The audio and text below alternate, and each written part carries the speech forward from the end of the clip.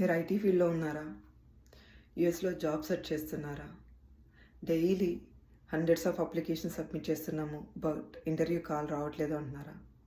నేను ఒక 3 things mention చేస్తాను. వీటిలో మీరు ఏదైనా మిస్టేక్ చేస్తున్నారేమో ఒకసారి గమనించుకోండి. బేసిక్గా యూఎస్లో recruiters Dice, LinkedIn, Indeed, Monster ఈ మెయిన్ పోర్టల్ చెక్ చేస్తూ ఉంటారు క్యాండిడేట్స్ని ఫైండ్ అవుట్ చేయడానికి. సో మీరు జాబ్ అప్లై చేసేటప్పుడు డైలీ ఈరోజు పోస్ట్ చేసిన జాబ్ అప్లికేషన్ ఫస్ట్ ప్రిఫరెన్స్గా పెట్టుకోండి. ఇన్ కేస్ ఈరోజు పోస్ట్ చేసినవి చాలా తక్కువ ఉన్నాయి, మీరు అప్లై చేసేసారు, సెకండ్ ప్రిఫరెన్స్గా లాస్ట్ 3 డేస్ నుంచి పోస్ట్ చేసిన వాటికి అప్లై చేయడానికి ట్రై చేయండి. This is the one best way.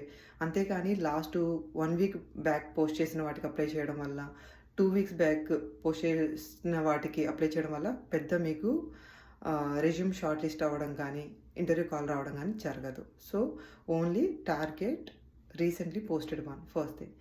Second thing ఏంటంటే, కొన్ని జాబ్స్ బేసిక్గా ఇది కన్సిడరింగ్ యుఎస్ ఆపర్చునిటీస్, కొన్ని జాబ్స్ డిఫరెంట్ వీసా టైప్స్ని అడుగుతూ ఉంటాయి. కొన్ని OPT, CPT, EAD, H1B, green card, citizenship అనేసి. ఒకసారి జాబ్ డిస్క్రిప్షను చూసి ఫస్ట్ మీకు స్కిల్ సెట్ మ్యాచ్ అవుతుందా లేదా, అట్లీస్ట్ 60% మ్యాచ్ అవుతుంటేనే అప్లై చేయండి. లేదు అంటే ఇగ్నోర్ చేయండి. It's waste of time.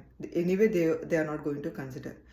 So skill set match అవుతుందా, తర్వాత వాళ్ళు మెన్షన్ చేసిన ఇన్ కేస్ ఆ జాబ్లో వీసా టైప్ మెన్షన్ చేసి ఉంటే వాళ్ళు మెన్షన్ చేసిన వీసా టైపు మనకి మ్యాచ్ అవుతుందా, అప్పుడే అప్లై చేయండి. So this is second one. Third one, few job పోస్టింగ్స్లో వాళ్ళు క్లియర్గా వీ నీడ్ లోకల్స్ ఓన్లీ అని పెట్టుంటారు. సో అప్పుడు సో మీరు జాబ్ అప్లై చేసేటప్పుడు ఫస్ట్ ప్రిఫరెన్స్ ఆ నీడ్ లోకల్స్ ఓన్లీ అని కాకుండా వేరే ఆపర్చునిటీస్ ఉంటాయి కదా, వాటికి ఫస్ట్ అప్లై చేయండి. ఒక్కొక్క రోజు ఏంటంటే మనకి 3 to 4 పొజిషన్స్ మాత్రమే ఉంటాయి అప్లై చేయడానికి. అలాంటప్పుడు ఫస్ట్ నీడ్ లోకల్స్ కానటివి అప్లై చేసి, ఇంకా మీకు టైం ఉంటే అప్పుడు నీడ్ లోకల్స్ ఉన్న వాటికి కూడా అప్లై చేయండి, if your skill set is matching to that profile.